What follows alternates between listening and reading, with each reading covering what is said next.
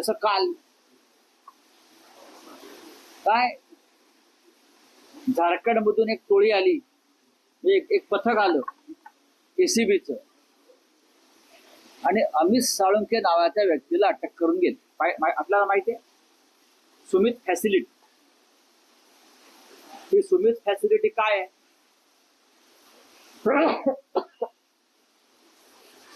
800 कोटीचा अँब्युलन्स घोटाळा जो महाराष्ट्रात झाला. 100 कोटीचा अँब्युलन्सचं टेंडर 800 कोटीला गेलं.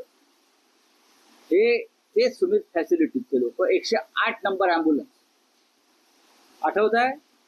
मी स्वतः हा विषय काढलेला आणि त्याचे सूत्रधार आम्ही साळुंखे.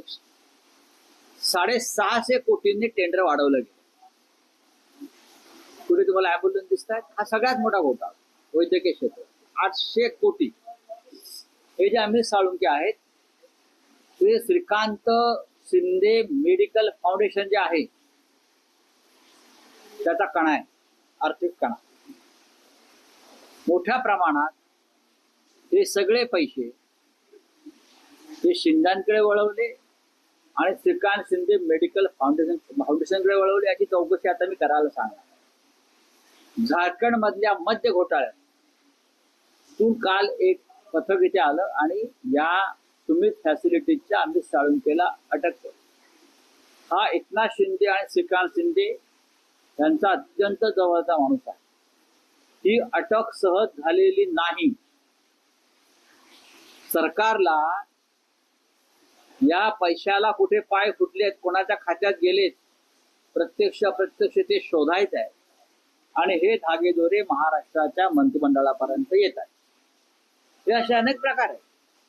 हे प्रकरण सोपं नाही आहे. झारखंडमधून एक पथक आलं आणि एकनाथ शिंदेच्या अत्यंत जवळच्या म्हणजे त्यांच्या बाळराजांच्या अत्यंत गळ्यातल्या टाईट असलेल्या व्यक्तीला अटक करून घेऊन गेले. हे प्रकरण आता ईडीकडे जाईल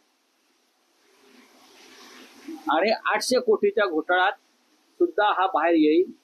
मद्य घोटाळा बाहेर येईल.